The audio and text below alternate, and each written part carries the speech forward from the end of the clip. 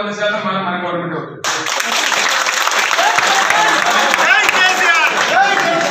అనుమానంగా మనకు అవసరం లేదు. దాని మనం కథ తింటాం, యుద్ధం చేస్తాం, అది ఉండదు. మనం ఈ లంక పని మనం చేయాలి. ప్రజలకు మంచి పని, ప్రజలకు కాపాడాలి ప్రభుత్వం అంటే లోపలే రోడ్డు పని లేదా మన పార్టీ మనం తక్కువ మంది ఇక్కడ మనం తిరిగితే పాటు భూమి సరిపోవాలి. అది లెక్క కాదు కదా, ఏం పని ఎక్కడ ఎక్కడ వాళ్ళు ఏం చేస్తారు, నిర్మాణం చేయాలి, నిలబెట్టాలి, సమాజాన్ని ఉత్తరేయాలి, ముందు తీసుకుపోవాలి, 10 మందిని పైకి తేవాలి, 10 మందికి లాభం చేయాలి. కానీ ఈ కూర కొడతారు, అచేస్తారు, పిచ్చి మాటలని చందాలమైనటువంటి మాట్లాడతారు నాకు అర్థం కదా. పద్ధతే గవర్నమెంట్ లో మాట్లాడే మాటలు మీరందరూ వింటున్నారు కదా, అదేం లెక్క నాకు అర్థం కాదు. దానికి గవర్నమెంట్ గా రావాలి కాబట్టి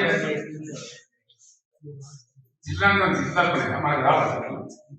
ఇవాళ మొదలుపెట్టి రేపు ఇవ్వాలి కాదు కదా. గొప్ప బాధ్యత ప్రజలకు ఇచ్చినప్పుడు ఆ బరువు ఎట్లా తీసుకోవాలనిపిస్తుంది, పడిపోయితే వస్తుంది.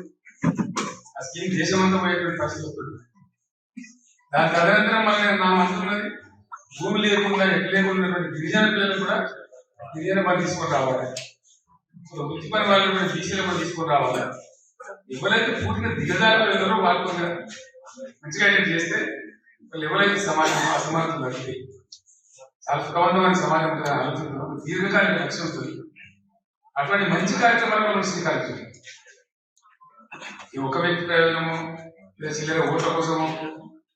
వాస్తవంగా చెప్పాలంటే ఎలక్షన్ల ముందు మేనిఫెస్టోలో ప్రజలకు ఇచ్చిన మాటలు తక్కువ. మనం 10%, 30% ఎవరు అనుకుంటే చేసాము. ప్రత్యేకంగా చర్యలు తీసుకున్నాం. ఇవన్నీ కూడా ఈ తెలంగాణ సమాజ పునర్నిర్మాణంలో ప్రజలకు వచ్చినాయి. ఆయన అంటుండు తెలంగాణ సమాజం ఏం కోల్పోయిందో ఇప్పుడు తెలిసి వచ్చిందని. ఏం బాధ లేదు నాయన, నువ్వు హ్యాపీగా అక్కడనే పండుకో, నీతో ఏం పని లేదు. తెలంగాణ సమాజం నిన్ను మర్చిపోయింది. అసెంబ్లీ తర్వాత పార్లమెంట్లో గుడ్డు 0 ఇచ్చారు, గాడిద గుడ్డు ఇచ్చారు, అయినా కూడా నీ బుద్ధి మారలేదు. ఇప్పటికైనా మీలో మార్పు రావాలని ఈ ప్రభుత్వం చేపడుతున్న మంచి కార్యక్రమాలకు మీరు మద్దతు ఇవ్వండి. ప్రభుత్వం తీసుకుంటున్న నిర్ణయాలలో ఏమైనా లోపాలు ఉంటే ప్రధాన ప్రతిపక్ష పార్టీ నాయకుడిగా సూచన చేయండి.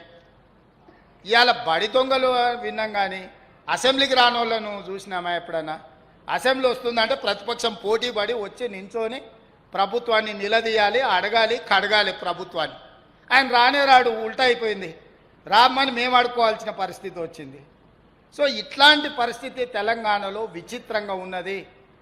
మీడియా మిత్రులారా, మీరు కూడా మీ బాధ్యత నెరవేర్చండి. మీ ఇండ్ల పట్టాలు కూడా ఎన్ని రోజులు పెండింగ్ ఉండే? కంబైన్డ్ స్టేట్ నుంచి ప్రత్యేక తెలంగాణ 10 ఏళ్ళు కూడా ఉద్యమాలు పాల్గొన్నారు, రాలే కదా. ఇంకా రెండో విడత, మొదటి విడత అయితే క్లియర్ చేసాం కదా, రెండో విడతకు మీరు సహకరించాలి. రెండోసారి ప్రభుత్వం రాగానే మీ సమస్యని పరిష్కరిస్తాం. ఎందుకంటే మీకు కూడా సోషల్ రెస్పాన్సిబిలిటీ ఉండాలి కదా. అందుకే మిత్రులారా, ఇదొక సంతోషకరమైన సందర్భం. ఈ ఉద్యోగం బాధ్యత కాదు, భావోద్వేగం. ఈ ఉద్యోగంలో చేరుతున్న యువతి యువకులకు శుభాకాంక్షలు తెలియజేస్తున్నా. సామాజిక బాధ్యతగా ఫీల్ అవ్వండి. ఈ ప్రభుత్వం మనది.